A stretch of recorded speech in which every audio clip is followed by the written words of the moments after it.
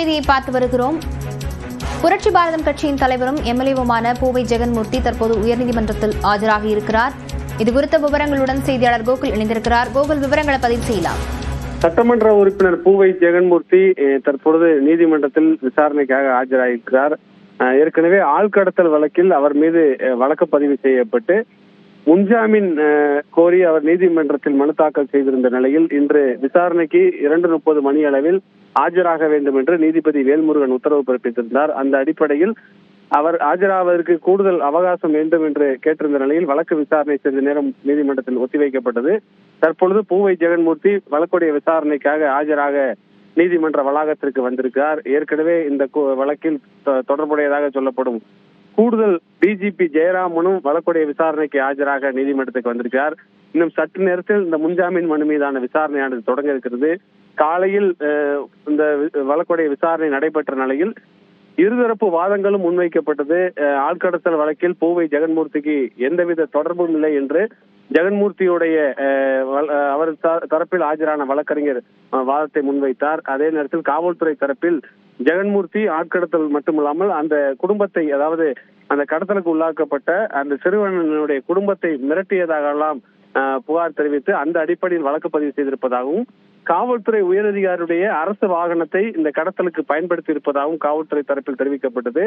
முன்ஜாமீன் மனு மீதான விசாரணையை 2:30 மணி அளவில் ஒத்திவைத்த நீதிபதி ஜெகன்மூர்த்தி மற்றும் கூடுதல் டிஜிபி ஜெயராமன் இருவரும் நேரில் நீதிமன்றத்தில் ஆஜராக வேண்டும் என்று உத்தரவு பிறப்பித்திருந்தார். அந்த உத்தரவை எடுத்துதான் தற்பொழுது இருவரும் நீதிமன்றத்தில் ஆஜராயிருக்கிறார்கள். இன்னும் சற்று நேரத்தில் விசாரணையானது தொடங்க இருக்கிறது. மற்ற வழக்குகள் அந்த நீதிமன்றத்தில் விசாரணை நடைபெற்று வரக்கூடிய நிலையில் மற்ற வழக்குடைய விசாரணை முடிந்த பின்னர் இந்த முன்ஜாமீன் மனு மீதான விசாரணையானது நீதிமன்றத்தில் தொடங்க இருக்கிறது.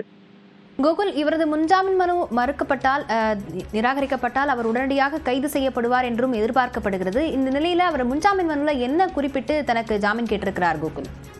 இந்த வழக்கில் ஏற்கனவே 5 பேர் கைது செய்யப்பட்டு சிறையில் அடைக்கப்பட்டிருக்கார்கள். அதே போல புரட்சி பாரதம் கட்சியுடைய தொண்டர்கள், நிர்வாகிகள் மீது ஏற்கனவே வழக்கு பதிவு செய்யப்பட்டிருக்கிறது.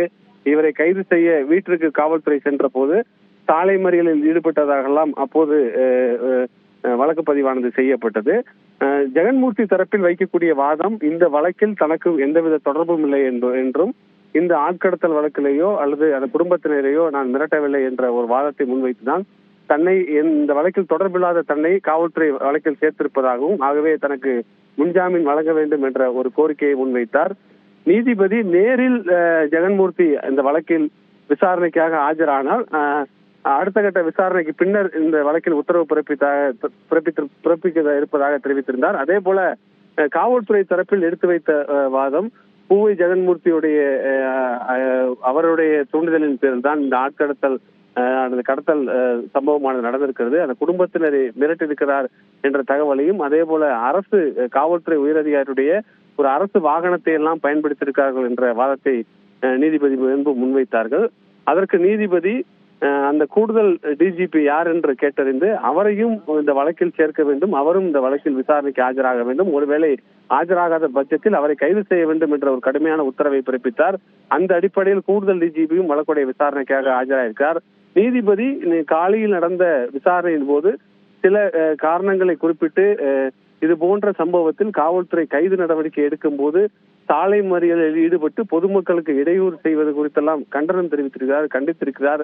குறிப்பாக ஜெகன்மூர்த்தி தரப்பில் 500க்கும் மேற்பட்ட போலீசார் வந்து கைது நடவடிக்கையை மேற்கொள்ள வந்தார்கள். அவரை அச்சுறுத்தும் நோக்கில் இது போன்ற நடவடிக்கையை காவல்துறை மேற்கொண்டார்கள் என்ற வாதத்தை முன்வைக்கும் போது காவல்துறை தரப்பில் 2000க்கும் மேற்பட்ட புரட்சி பாரதம் கட்சியினர் அங்கு அவரை கைது செய்ய செல்லும் போது இருந்ததாகவும், பாதுகாப்பு பணிக்காக தான் அங்கு காவல்துறை குவிக்கப்பட்டதாக காவல்துறை தரப்பிலும் தெரிவிக்கப்பட்டது.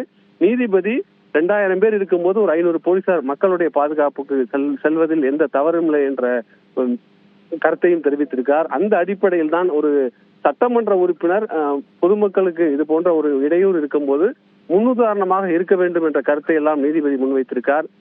அந்த அடிப்படையில் இந்த முன்ஜாமீன் மனு மீதான விசாரணைக்கு ஜெகன்மூர்த்தியே நேரில் விசாரணைக்கு ஆஜராக்க வேண்டும் என்று நீதிபதி தெரிவித்திருந்த நிலையில் தற்பொழுது அவர் சிறிது நேரம் அவகாசம் வேண்டும் என்று நீதிபதி முன்பு அவருடைய வழக்கறிஞர்கள் கோரிக்கை வைத்திருந்த நிலையில் தற்பொழுது விசாரணைக்காக நீதிமன்றத்துக்கு வந்திருக்கார். காவல்துறை குவிக்கப்பட்டிருக்காங்க. ஒருவேளை முன்ஜாமீன் மனு ரத்து செய்யப்பட்டால் அடுத்த கட்டமாக காவல்துறை நடவடிக்கை என்னவாக இருக்க போறது, கைது நடவடிக்கையை மேற்கொண்டால் புரட்சி பாரதம் கட்சியுடைய நிர்வாகிகளும் தொண்டர்களும் வேறு ஏதாவது சம்பவங்கள் நடைபெறாமல் இருப்பதற்கு நீதிமன்ற வளாகம் முழுவதும் காவல்துறை குவிக்கப்பட்டிருக்காங்க. நுழைவாயில்கள் அனைத்தும் தீவிரமாக கண்காணிக்கப்பட்டிருக்கிறது. தொடர்ந்து பூவை ஜெகன்மூர்த்தி இந்த வழக்கில் விசாரணைக்காக ஆஜராகிறார். அவர் தரப்பு வாதங்கள் இந்த வழக்கில் தன்னை காவல்துறை திட்டமிட்டு சேர்த்திருப்பதாக தெரிவித்திருக்கார்கள். அரசியல் கட்சி தலைவர்கள் இதற்கு கண்டனம் தெரிவித்திருக்கிறார்கள். குறிப்பாக எதிர்கட்சி தலைவர் எடப்பாடி பழனிசாமி, பாமக தலைவர் அன்புமணி உள்ளிட்டோர் எல்லாம் அரசியல் பழிவாங்க நடவடிக்கையாக ஒரு சட்டமன்ற உறுப்பினரை கைது நடவடிக்கை உள்ளாக்க காவல்துறை முயற்சிக்கிறது என்ற ஒரு குற்றச்சாட்டை எல்லாம் முன்வைத்திருக்கக்கூடிய நிலையில் பூவை ஜெகன்மூர்த்தி தலைமறைவாக இருந்தெல்லாம் சொல்லப்பட்ட நிலையில் தற்பொழுது நீதிமன்றத்தில் விசாரணைக்காக ஆஜராயிருக்கிறார். கோகுல், ஏற்கனவே இந்த வழக்கில் 5 பேர் கைது செய்யப்பட்டிருக்கக்கூடிய நிலையில் தற்போது ஒருவேளை இவருடைய ஜாமீன் நிராகரிக்கப்பட்டு இவரும் கைது செய்யப்பட்டால் காவல்துறையினருடைய அடுத்த கட்ட நகர்வுகள் என்னவாக இருக்கும் கோகுல்? நிச்சயமாக நீதிபதி எந்த மாதிரியான உத்தரவை பிறப்பிக்கிறாரோ அந்த அடிப்படையில் தான் காவல்துறை நடவடிக்கை இருக்கும். முன்ஜாமீன் மனு ரத்து செய்யப்பட்டால் அடுத்த கட்டமாக நீதிபதி அந்த வழக்கு விசாரணையில் என்ன மாதிரியான உத்தரவை பிறப்பிக்க போகிறார் என்ற அடிப்படையில் தான் காவல்துறை நடவடிக்கை இருக்கும். அதே நேரத்தில் ஒரு கூடுதல் ஆணையர் தலைமையில் சென்னை உயர்நீதிமன்றம் வளாகம் முழுவதும் தற்பொழுது காவல்துறையுடைய பாதுகாப்பானது போடப்பட்டிருக்கிறது. வழக்குடைய விசாரணை அதிகாரி நீதிமன்றத்தில் ஆஜராயிருக்கிறார். ஒரு கூடுதல் டிஜிபி ஒருவர் இந்த வழக்கில் தொடர்பு இருக்கு என்ற அடிப்படையில் ஜெயராமன், கூடுதல் டிஜிபி ஜெயராமனும் ஆஜராயிருக்கார். அவர் இந்த வழக்கில் என்ன தொடர்பு, தற்பொழுது ஆயுதப்படையுடைய கூடுதல் டிஜிபியாக இருக்கக்கூடிய அவருடைய வாகனம் இந்த கடத்தலுக்கு எப்படி பயன்படுத்தப்பட்டது, அவருக்கும் இந்த கடத்தல் சம்பவத்துக்கும் என்ன தொடர்பு, ஜெகன்மூர்த்திக்கும் ஜெயராமனுக்கும் என்ன தொடர்பு என்ற வாதத்தை எல்லாம் காவல்துறை நீதிபதி முன்பு தெரிவிப்பதற்கான வாய்ப்பு இருக்கிறது. ஒரு கூடுதல் டிஜிபியே இந்த சம்பவத்தில் ஈடுபட்டார் என்ற ஒரு தகவலை சொல்லும் போதுதான் நீதிபதி இந்த வழக்குடைய முக்கியத்துவத்தை கருத்தில் கொண்டு அவரையும் நேரடியாக விசாரணைக்கு ஆஜராக வேண்டும், ஒருவேளை அவர் நேரில் ஆஜராகவிட்டால் அவரை கைது செய்ய வேண்டும் என்ற உத்தரவை பிறப்பித்தார். அந்த அடிப்படையில் கூடுதல் டிஜிபியும் ஆஜராயிருக்கார். ஒரு முக்கியத்துவம் வாய்ந்த வழக்காக பார்க்கப்படுகிறது. தேனியில் இருக்கக்கூடிய ஒரு பெண்ணை திருவள்ளூர் மாவட்டத்தைச் சேர்ந்த ஒரு இளைஞன் காதலித்து திருமணம் செய்த சம்பவத்தில் அந்த இளைஞனுடைய குடும்பத்தினரை மிரட்டியதாகவும் அவருடைய சகோதரனை ஒரு சிறுவனை கடத்தியதாகவும் தான் இந்த புகாரானது சொல்லப்பட்டது. ஏற்கனவே 5 பேர் கைது செய்யப்பட்டிருக்காங்க. அந்த பெண்ணுடைய தந்தை கைது செய்யப்பட்டிருக்கார். ஒரு விருப்ப ஓய்வு பெற்ற ஒரு பெண் உதவி ஆய்வாளர் கைது செய்யப்பட்டிருக்கார்.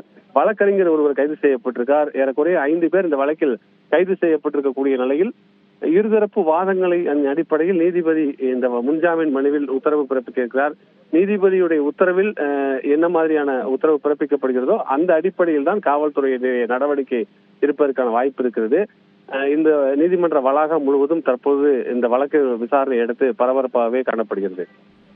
விரிவான விவரங்களுக்கு நன்றி கோகுல்.